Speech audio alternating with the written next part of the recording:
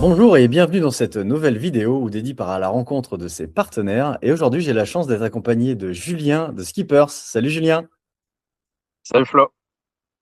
Écoute, merci beaucoup Julien pour ta présence. Ce que je te propose dans un premier temps, c'est que tu puisses te présenter et puis nous présenter Skippers en deux, trois mots. Ouais, avec plaisir. Moi, Julien, je suis un historique de la maison Skippers, qui auparavant, en tout cas, s'appelait Aviafier. On a fait une levée de fonds il y a quelques années, avec pas mal d'acquisitions externes. Nous, notre métier, c'est d'aider notamment les marques et les distributeurs à collecter, modérer et diffuser des UGC, User Generated Content, ce qu'on appelle du contenu généré par l'utilisateur. Et concrètement, pour être très précis, ça peut être aussi bien de la vie en format texte, de la vie en format vidéo ou de la vie en format photo. Excellent. Merci. Le pitch, tu le maîtrises très très bien. Euh, Acteur historique, ouais, comme tu le soulignes, hein, avis certifié d'ailleurs, hein, à la base, hein, c'est comme ça que ça s'appelait, hein, si je dis pas de bêtises. On s'était rencontrés, on était devenus très très rapidement partenaires, hein, à l'époque du super salon e-commerce Paris, pour ceux qui s'en rappellent. Ce qui nous avait plu, nous, à l'époque, c'était justement, alors on ne parlait pas du GC, hein, évidemment, à l'époque, hein, mais ce qui était hyper intéressant, je me rappelle, c'était un site de vente de jeans pour hommes. Et ce qui était hyper intéressant avec votre solution qu'on ne trouvait pas ailleurs, c'était la capacité de poser des questions un peu complémentaires à l'internaute, c'est-à-dire au-delà du fait que niveau logistique, etc., je suis bon, c'est et comment te va finalement ce jean par rapport à d'autres marques. Et ça, c'est ce qui permettait déjà de faire de l'enrichissement, hein, d'avis et de créer du contenu. Et cet ADN, vous l'avez depuis le début, quoi. On l'a depuis le début. Alors, ouais, tu parles à des anciens. Forcément, le e-commerce et le commerce de façon plus globale, il a pas mal évolué. C'est vrai qu'il y a allez, 15 ans, on posait juste une question standard, une note de 5 étoiles avec un champ commentaire. Je reprends cet exemple du textile qui est assez habituel chez nous, puisque même si on couvre différents secteurs, en tout cas la mode, c'est quand même au centre de nos attentions. Tu vas pouvoir questionner ton acheteur final sur le sizing, sur la couleur, sur le rapport qualité-prix, plein de paramètres en fait qui font que c'est pas simplement guider un futur acheteur sur une fiche produit, c'est aussi pouvoir parler à l'entreprise en interne. Le chef de produit qui est sur sa nouvelle référence, là on se trouve à un moment où on se parle, en tout cas en été, est-ce que ma nouvelle collection elle va trouver sa cible? On a souvent des réflexions où on se dit on teste ça en laboratoire, mais une fois dans les mains de véritables clients, de vraies personnes, là ça devient un peu plus compliqué ou différent en tout cas. Ouais, complètement. Et du coup, le fait de prendre un tiers de confiance, hein, c'est comme ça aussi qu'on vous nomme, hein, un tiers de confiance justement pour solliciter les avis clients. Il y a des normes, hein, qui justifient effectivement votre degré de sérieux, je dirais, en termes de tiers de confiance. Et ça a donc des bénéfices sur l'écosystème, hein, en dehors du site, hein, sur ce qui gravite autour. Est-ce que tu peux nous parler, là, pareil, en deux, trois mots, là, justement, de comment ça fonctionne, tout ça, et quels sont les bénéfices de collecter des avis via Skippers? Ouais, ça, c'est un point qui est super important à l'heure de l'IA où il y a pas mal de deepfake ou de suspicions vis-à-vis des marques. Le brand content, en fait, s'effondre complètement. Et il y a énormément, en fait, encore une fois, de suspicions entre un acheteur, un prospect et la marque. Nous, on s'est toujours positionné, en fait, dans cette galaxie en tant que tiers de confiance. C'est le bon terme. Ça, c'est notre Ouais. jargon. Voyez plutôt ça comme un intermédiaire. D'ailleurs, ce qui est assez intéressant, c'est qu'on a été à l'origine de la création de la norme NF avec l'AFNOR, qui régit aujourd'hui les avis clients. On ne peut pas Mm. faire n'importe quoi, on ne peut pas dire n'importe quoi. Donc ça, c'est important de cadrer et ça rassure en quelque sorte des prospects, mais aussi le client final qui va s'exprimer vis-à-vis d'une marque. Et d'ailleurs, cette norme a été reprise ensuite par notre gouvernement. En tout cas, je prends la France, même si en Europe, il y a quelques différences aussi selon les pays qui régit là aussi les avis clients et le contenu de façon plus globale. D'accord, OK. Et donc cette norme, hein, c'est ce qui permet effectivement d'avoir, les étoiles dans ses ads, ce qui permet du coup, différentes choses à l'extérieur du site, hein, qui, améliorent ce qu'on peut appeler le CTR, hein, donc le taux de clic. Quand mon annonce apparaît, on le sait, hein, celui qui a des étoiles, du coup, potentiellement, va attirer plus le regard et le clic, sur son site. Et puis après, il y a tout le bénéfice de la preuve sociale, hein, qui, comme tu le disais précédemment, hein, au-delà de dire, «J'ai bien été livré», c'est, comment s'est passée mon expérience, qu'est-ce que je pense du produit également, hein, de pouvoir effectivement donner la parole de plus en plus à ses clients sur l'usage réel du produit. Ça m'amène à une question. Comment vous intervenez en dehors de la brique logicielle? Comment vous intervenez sur la partie conseil et stratégie, justement, sur comment solliciter un avis client, à quel moment, au bout de combien de temps? Comment vous accompagnez là, vos clients dans ces réflexions? Nous, alors, en fait, ce qui est hyper intéressant, c'est que notre métier d'origine, c'est qu'on est un éditeur de logiciels, on a du savoir-faire, de la technologie, mais on a également en interne des équipes côté service. Alors, ça passe par du chef de projet au moment de lancer un projet ensemble. C'est pour ça que c'est hyper intéressant, en plus, de travailler dans la durée avec Dédi, parce qu'aujourd'hui, on connaît l'ensemble des équipes, tous les chefs de projet, on les voit de toute façon au fur et à mesure de l'année. Donc même eux ont commencé, vous commencez Flo avec les équipes à maîtriser en fait amplement l'outil. Il y aurait même au-delà de ça, j'ai envie de dire, pas besoin d'avis vérifié au final, donc c'est plutôt cool. Et puis une fois qu'un projet est lancé en dehors de la phase d'intégration, si on veut venir challenger les taux de retour, si on veut venir challenger aussi la manière dont on collecte du feedback de la part d'un client, il y a aussi des équipes Customer Success dont le métier premier, c'est en fait de maximiser l'usage de la solution. Alors nous, notre offre, elle évolue forcément.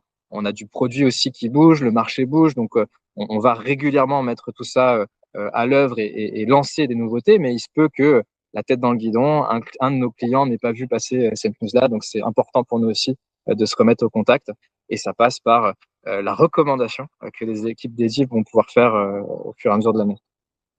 Trop bien. Et là, effectivement, tu soulignes un truc, hein, qui est loin d'être anodin et qui n'est pas le cas chez tous les éditeurs, hein, de logiciels SaaS, c'est que vous avez réellement une proximité agence, mais aussi client, quoi, hein, avec du conseil, du contact, du suivi. Et ça, c'est vraiment un truc à souligner, hein, en dehors de la brique technique. Mais si je me remets un peu dans tout ça, là, tu nous as évoqué un peu quelques chiffres là, hein, sur des taux de recommandation ou différentes choses.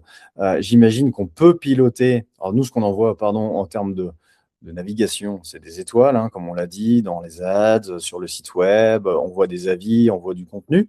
Euh, Côté marchand, j'aimerais bien que tu puisses un peu ouvrir le capot, nous montrer ce qui se cache derrière, comment finalement vous avez présenté tout ça et comment c'est simple finalement à utiliser aussi au quotidien. Si tu peux nous faire une Ouais, démo autour.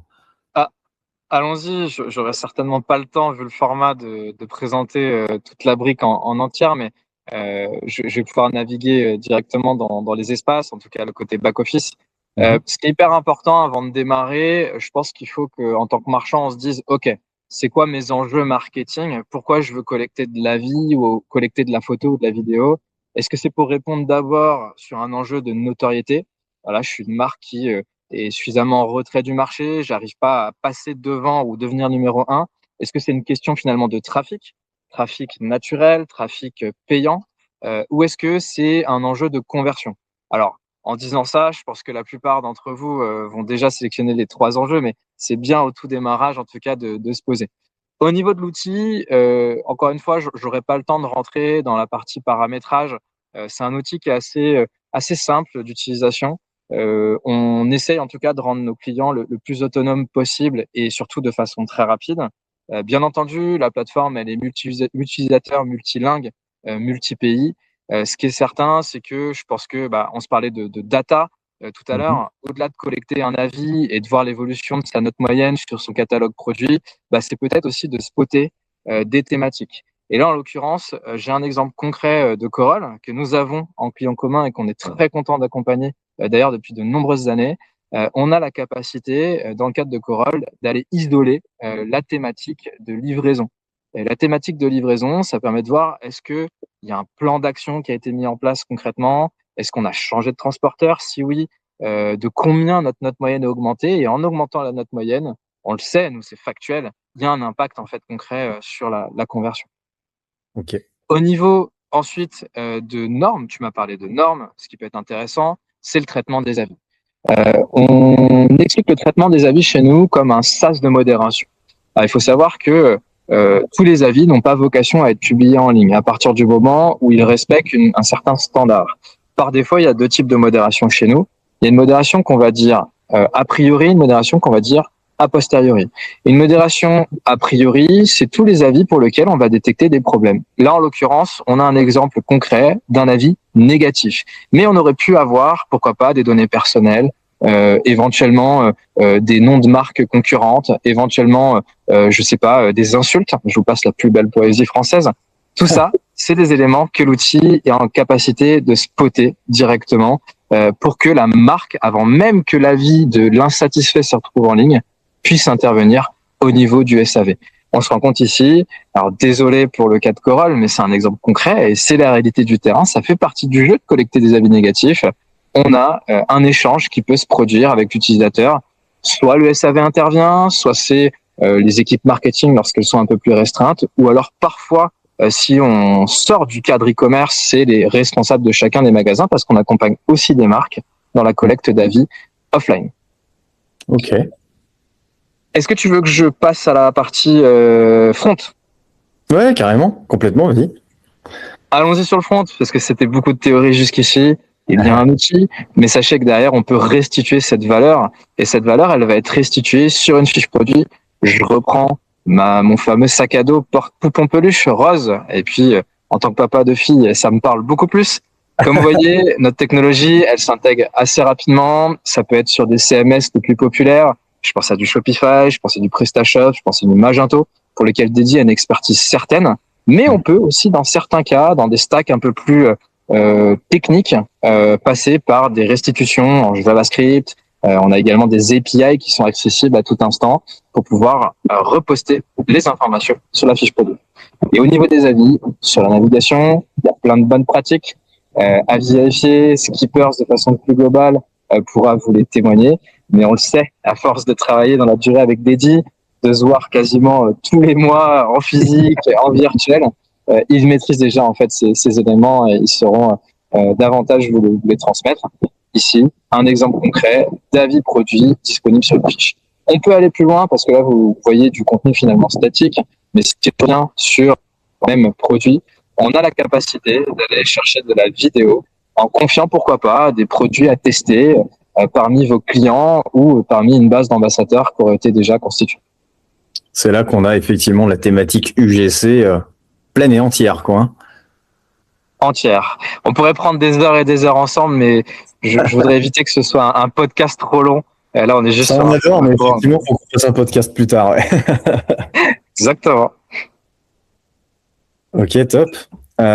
Et du coup, ces UGC là, c'est quand même quelque chose qui m'intrigue 2 secondes pour rebondir là-dessus. Ces vidéos, donc pareil, vous avez vos mécaniques, on va dire historiques, mais qui ont énormément évolué sur la collecte et donc l'orchestration, on va dire, de la collecte de vidéos. Et après, en termes de diffusion, comment ça se passe? On obtient la vidéo libre de droit et elle nous appartient et on peut l'utiliser sur notre site web, sur YouTube, sur les réseaux. Comment ça fonctionne? Ouais, on a une grande particularité chez nous, mais je pense que c'est quelque chose de très européen. Moi, j'ai tendance à dire que je suis pour la libre circulation des biens et des personnes, mais aussi des contenus.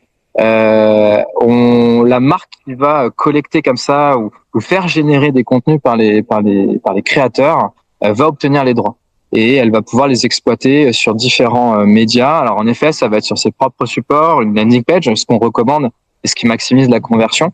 Mais elle pourrait, pourquoi pas, le remettre dans un parcours plus traditionnel, en publicité payante, dans une newsletter. On pourrait également imaginer de l'avoir, on a certains de nos clients qui font ça, dans le merchandising, donc en magasin physique. Ça peut être sur du stop prix, ça peut être sur des visuels type kakémono et qui d'ailleurs sont repris parfois lors de salons ou de stands particuliers. D'accord, ok. Top. Bah, merci beaucoup pour ces partages d'écran. J'ai des petites questions, donc du coup, si tu peux nous dire en quelques chiffres quand même, parce que moi j'aime bien. Skipper, ça s'est créé en quelle année? Ah ouais, avis certifié, mais en tout cas la boîte, c'était en quelle année? Alors si je prends si je suis vraiment très rigide, très factuel, à vérifier, c'est 2012.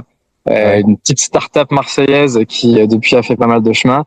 Et la levée de fonds, on l'a opérée en 2019. Donc c'est à ce moment-là où on a en effet fait des acquisitions externes avec plusieurs solutions. Au total, c'est quand même 8 entreprises qui ont été rassemblées. Aujourd'hui, il y a plus de 400 personnes.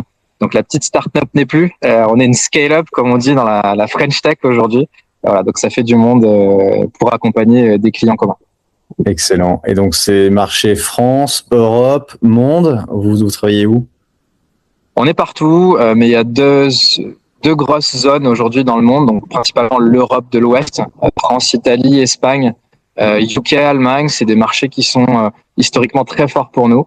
Et on a également des bureaux donc aux Amériques, je pense notamment à New York, qui est un de nos gros hubs. On opère aussi en Amérique du Nord, donc États-Unis, Canada, même si par opportunité, ça nous arrive aussi de travailler avec l'Amérique du Sud, donc je pense avec le Brésil qui a une grosse activité, ou le Mexique notamment. Excellent. Eh ben, écoute, merci beaucoup, Julien, pour toute ta transparence, ton partage et la démo. C'est très riche, du coup, pour tout le monde, quoi, hein, et ça nous permet effectivement de prouver la proximité que vous avez dans cet écosystème, malgré les 400, les 400 têtes et puis la croissance fulgurante que vous avez. Donc, un grand merci à toi pour ta dispo et pour toutes ces démos. Merci Flo, à bientôt, salut. Allez, à bientôt. Ciao.